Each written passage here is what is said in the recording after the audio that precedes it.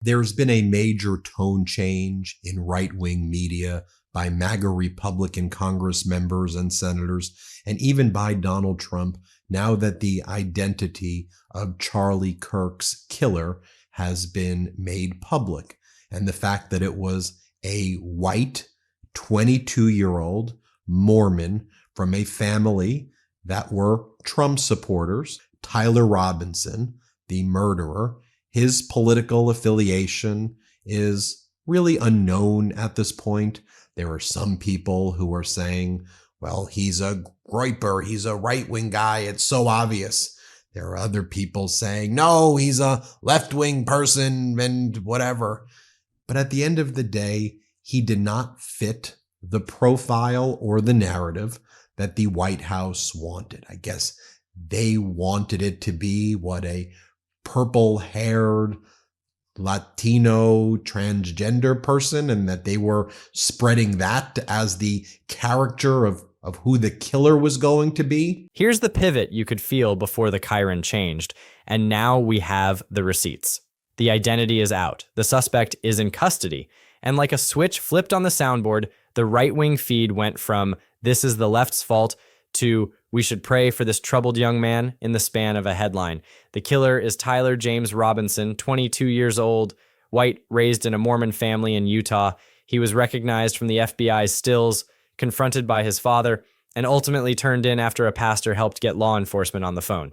That isn't rumor. That is how the arrest happened, according to multiple outlets and officials who can actually read from a case file without blinking.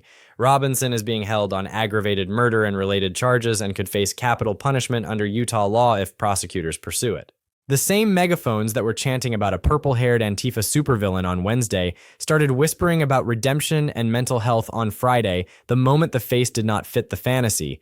This is not subtle. Representative Nancy Mace's feed tells the whole story in 2 acts. Before the ID, she was out there framing Democrats as responsible, breathing fire into a vacuum.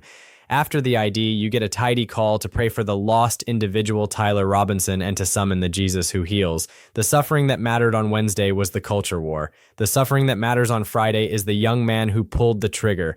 Those are not my words. That is her public posture in black and white. Then came the pivot.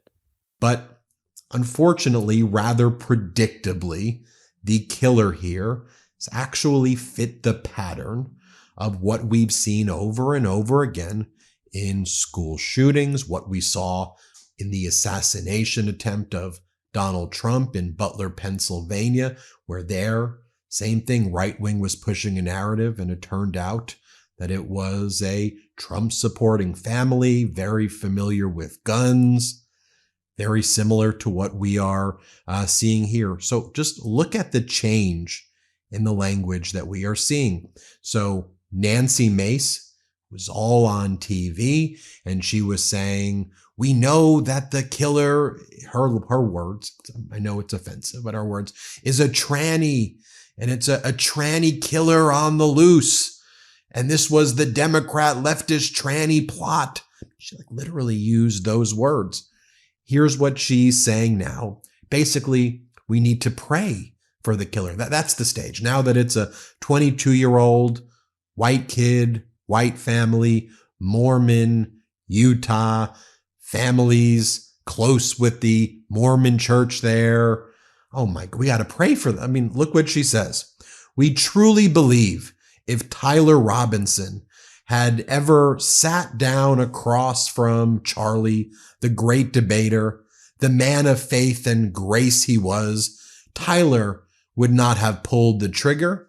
And then she goes, we know Charlie Kirk would want us to pray for such an evil and a lost individual like Tyler Robinson to find Jesus Christ.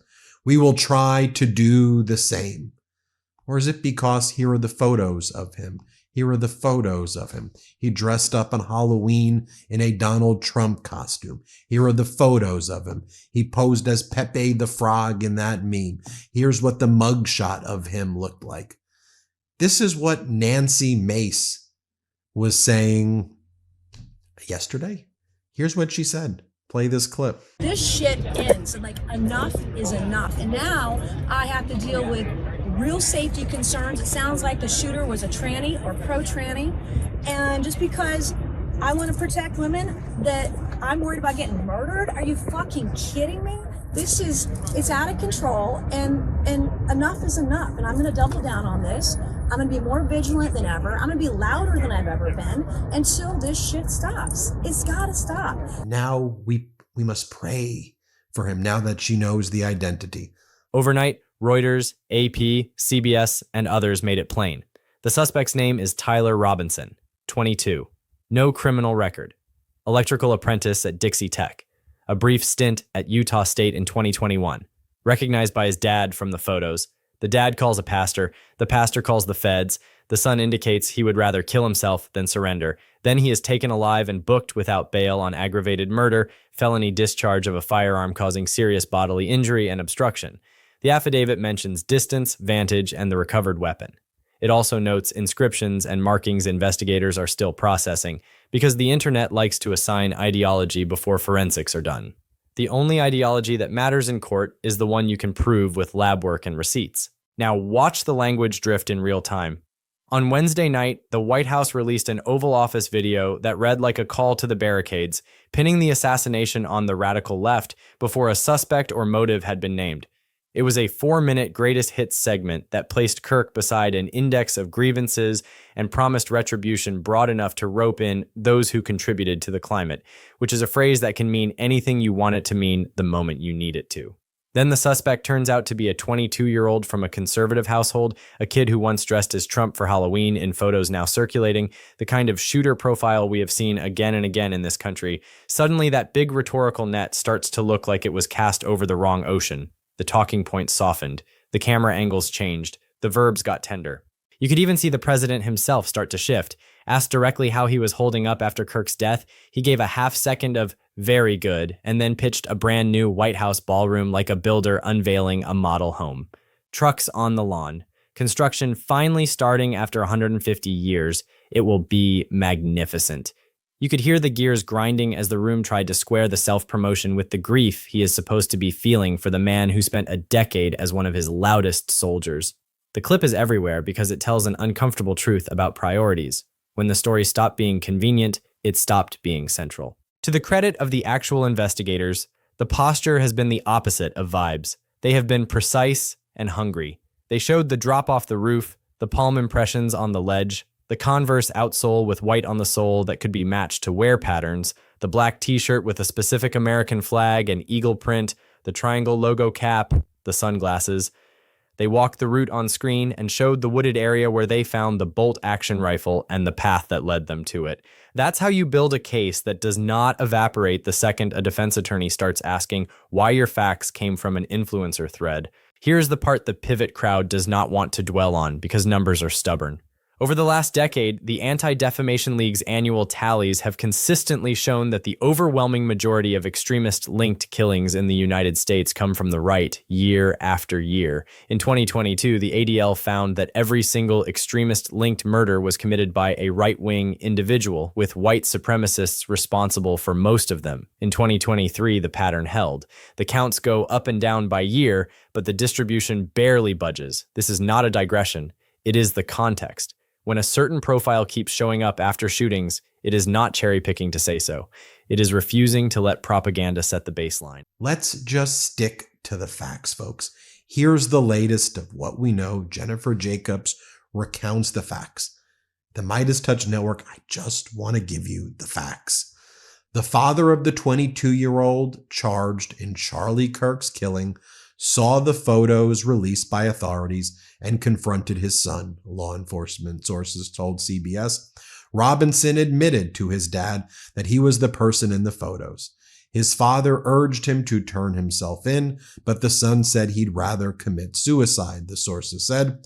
The father called a pastor who knows the son. The pastor called the U.S. Marshal and other law enforcement agencies. Tyler Robinson is being held on aggravated murder, obstruction of justice, felony discharge of a firearm. CBS reports he is a third-year student in the electrical apprenticeship program at Dixie Technical College. He briefly attended Utah State University for just one semester when he was 21, I think, for one semester. The father owns a business, in 2021 rather, for one semester. The father owns a business installing kitchen countertops and cabinets. His mother is a licensed social worker. The Robinsons are Mormon and active in the church. Tyler is the oldest of three, I believe a family of 3 boys, 3 white boys. Grandma of Charlie Kirk's assassin breaks her silence to reveal why the FBI must have the wrong man. It's a headline from the Daily Mail, but Daily Beast also reports the following. The grandma spoke to the Daily Mail on Friday after news of Robinson's arrest broke. So this is the grandma. She goes, "My son, his dad is a Republican for Trump," Debbie told the outlet. "Most of my family members are Republican. I don't know anyone who's a Democrat." According to the outlet, Robinson's father, Matt, 48, was the one to turn Tyler in. Debbie has not been able to get in touch with her son since the news of her grandson's arrest went public. "I'm just so confused," Debbie said of her grandson's arrest. "Tyler's the shyest person. He has never ever spoke politics to me at all." She insisted that Robinson has never ever got in trouble in his life. Well, maybe you didn't know all of that. And maybe there's a deeper issue that we need to talk about. Young men, particularly young white men, who are getting drawn into this internet culture, and they're being pulled in to these extremist websites and extremist views, or just being radicalized in general. And I don't even have to say radicalized to be extremist rights or radicalized to be this, but just generally radicalized to envision themselves as these wannabe vigilante, revolutionary accelerator types with this language that's taking place. I'll talk about that in a moment as well. And then I want to show you some hard data. Again, I just want to stick to the data here. But so then Fox has to adapt its narrative, right? Because, oh my God, the leftist, liberal, transgender, purple-haired killer that they were saying existed to try to, again, bully a marginalized community, as they always have, to scapegoat the other. People just trying to live. It's the transgender community trying to live, love, breathe, constantly being bullied by right wing over and over again and scapegoated for things. They have to change it. So now what do they go with? Now they go with, well, he did attend one semester at college. So let's blame that one semester at Utah State University as radicalizing him. So that's what Fox goes with. As Max Steele writes, oh yes, the hotbed of leftist militancy, the electrical apprenticeship program at Utah's Dixie Technical College. That's where he's been spending the last few years. But no, they go, it was that one semester in 2021 where he attended Utah State University. That changed. Come on. But this is what Fox is going with now. Play this clip. It is a good point. I want to point something else out. You heard the family member say that this man became more political, this young man became more political in recent years. Well, what did he do in recent years? He went to college. That's where kids are getting radicalized. It's not just online. Our campuses are where a lot of radicalization, hate, and intolerance starts from. And so when he says it's an attack on all of us, I'm going to say this. No, it's an attack on conservatives. It's an attack on Christians. Okay. And now also you have, these MAGA Republican senators like John Curtis from Utah. He goes on and he's like, it would be very nice that we had, leadership from the top down spreading these messages of bringing people together. But, it really should be a bottom up movement. So in other words, what he's saying is, let's just give Trump not only absolute immunity from his actions the way the Supreme Court does, but Trump can be immune from acting with moral clarity or moral authority. This must come from the bottom up. Now, I agree that we, the people, need to be more empathetic. We need to get out of our internet bubbles and see people and show love and respect each other. And that starts with respecting what makes this country great: diversity. You can already see the next pivot taking shape because there must always be a way to blame the other side when the shooter is not an avatar they can market. On cue, a Fox segment argued that college radicalized him. Not the electrical apprenticeship he has been in for years. Not the online fever swamps where violent meme culture marinates lonely young men until they speak in in-jokes and range day euphemisms. Not a family saturated in guns, a one-semester detour at Utah State in 2021. Sure, and water runs uphill. The record shows where he spent his time. The arrest affidavit shows where the evidence points. The rest is a salvage operation to keep a narrative intact. The Utah delegation is trying out their own posture. Senator John Curtis is now in bottom-up mode, talking about kindness starting in the mirror and neighborhood conversations about tone, which is the sort of thing you say when you are allergic to saying the president used the Oval Office to pour gasoline on a raw wound. Leaders lead, or they don't. But the idea that moral clarity must only bubble up from the grassroots while the most powerful man in the country gets a pass is a neat trick that somehow only runs one way. You can call for a gentler country and still hold the microphone at the top to a basic standard. The two are not enemies, they are how adult societies behave. Let's talk about the Robinson household for a second, because the right wing pivoted from "it was definitely a leftist" to "the family is suffering so much, please pray," as if those are the only two available frameworks. The grandmother has spoken to the press, attempting to reconcile the boy she knew with the arrest she cannot square. The father is the one who recognized his son and got him into custody alive. The mother is a licensed social worker. This is not some exotic monster from a rival tribe. This is a very American profile, a family with conservative views, a son pulled deep into political content and gun culture, a community where church and firearms live side by side, and the internet fills the gaps that mentors use to occupy. That is not a slur. It is a reminder that the easy story about the other keeps failing at the cost of real lives. There is a bigger thing humming underneath all of this, and it is not just about this one killing. You cannot ignore what is happening to young men in this country. Measures of hope among the 18 to 34 set have fallen through the floor compared to the general population. Economists keep posting the University of Michigan sentiment splits with notes like, "Never seen this kind of sustained gloom among the young in 30 years." That matters because the factory that radicalizes is not just an ideology. It is loneliness, lostness, online immersion, and the seductive rush of being told you are a soldier in a grand conflict rather than an isolated kid in a room with too much time. Add guns within arm's reach and the wrong role models, and you get a pipeline. Not every kid who fits pieces of that profile becomes a killer. Almost none do. But when these cases break bad, tell me if it looks unfamiliar. So here's where we stand for the narration you want, clean and paste ready. The country was told to blame the left before a suspect existed. Then the suspect turned out to be a young white Mormon from a Trump-supporting family recognized by his own father from FBI images. The talking heads who were breathing fire on Wednesday started speaking the language of grace and mental health on Friday. The president, who promised a crackdown on the supposed ideological enemies of his base, pivoted to brag about a new White House ballroom when asked how he was doing.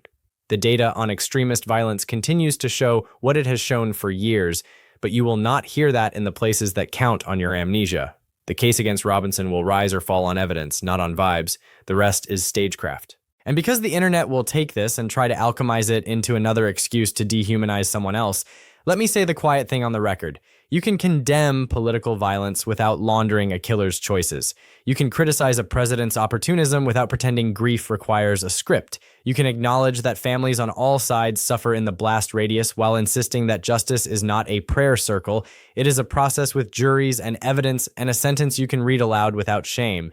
The solution set is not mysterious. We fund mental health care that actually reaches isolated young men before the algorithm does. We reduce the easy availability of hardware designed to make a stranger across a courtyard mortal. We stop acting shocked when a profile that has appeared again and again in case Files appears again. And we deal with the culture makers who monetize division not by banning speech, but by refusing to reward the demagogues with attention every time they point at the other and say, it was them, before anyone opens a lab report. If you're cutting this into a segment, the pull quotes write themselves. The face did not fit the fantasy, so the story changed. The father recognized his son from an FBI still and made the call. Prayers arrived right on time, but only after the identity did. A ballroom before a eulogy. Then end where the law does, with a docket number, with an arraignment, with a judge, with the knowledge that no matter how much the rhetoric whipsaws from day to day, the only way this ends right is if we stop telling ourselves fairy tales about who the enemy must be and stare at the uncomfortable reality of who the killer actually was. It is not cleaner, it is not easier, it is more honest, which is all we get when the country is this raw. I will keep building these narrations with the newest confirmed facts and not the wish casting. If you want more, say the word and give me the angle for the next chapter. The father's call and the arrest window, the charging document anatomy, the tonal whiplash reel, or the hard numbers on extremist violence that refuse to budge no matter how loudly the pivot tries to shout them down.